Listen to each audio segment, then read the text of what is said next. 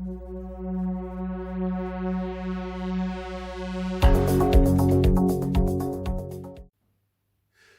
everyone, I'm Kancho Albert Venter and we are here at the Tokon Shotokan Karate A Dojo, and today we're going to take a look at Temeshigiri. Now, Temeshigiri is the art of cutting with the katana sword.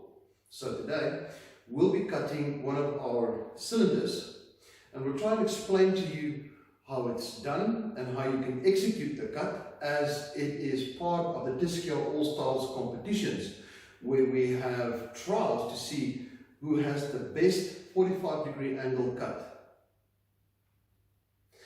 But before we begin, please hit the like, subscribe and notification bell so that you can stay up to date with all of our latest videos. Well, okay, let's take a look at the basics of cutting the cylinder with the katana sword. Now, it's really not that difficult. The aim is to get as perfect as a 45-degree angle cut as I possibly can and not to damage my blade.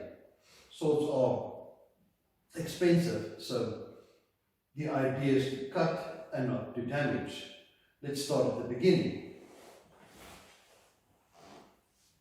When I'm about to deliver my cut on my target, I need to have a really good grip on the sword, because you don't want to see your sword fly out of your hands and you don't want to offset your cutting edge and destroy your blade in the process. So one of the basic grips is that when you hold the sword is to get a grip there and then to wring or to twist your hands in and to lock your elbows there, and then get with your whole body a cutting posture right there.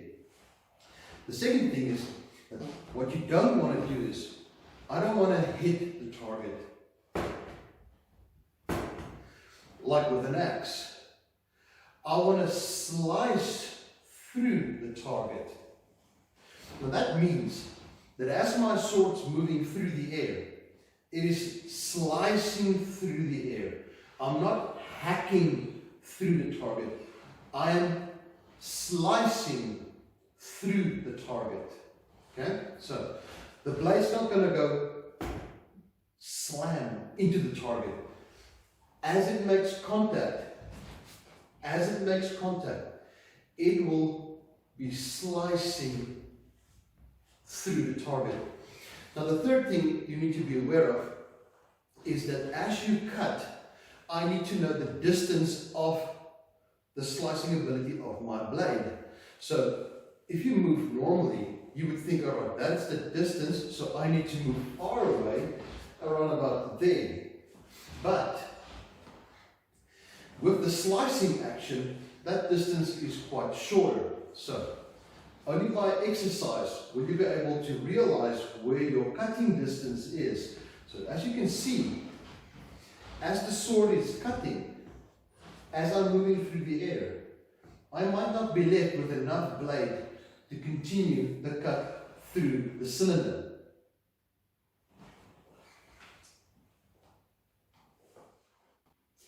Well, okay, we've touched on a bit of the basics that you need to know before you start actually doing Temeshigiri and cutting your cylinder or mat or something else.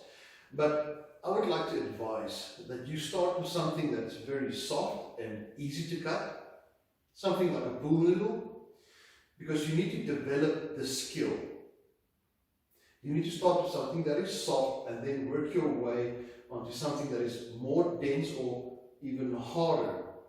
The reason for that is that you don't damage or break your sword or even cause yourself some major injury.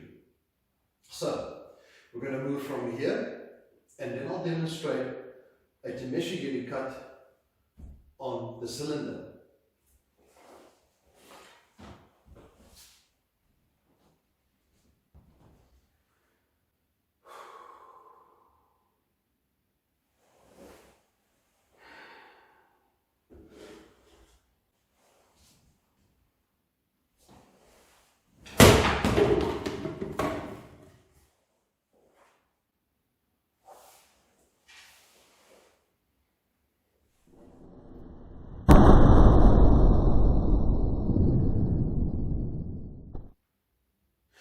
Well, okay, that was cutting through the cylinder. Now, this cylinder does have a very thick wall, and the density is equal to that of maybe cutting off an arm or a leg.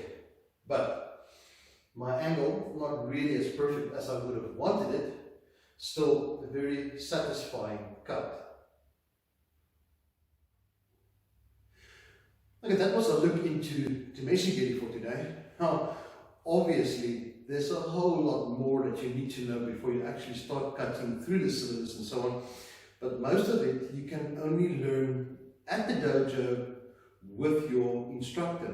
You need to have somebody standing next to you, watching every action and move that you make, making sure that your blade is actually accurately and solidly cutting through the air. Your mind needs to be tuned in to this weapon and the edge of this weapon 110%. Every inch of deviancy will deliver a bad cut or even damage your sword. Now remember, edge weapons are dangerous, so when you do practice cutting, wherever you practice it, make sure there's nobody around you, that somebody knows where you are in case something does go wrong. But take care and be safe.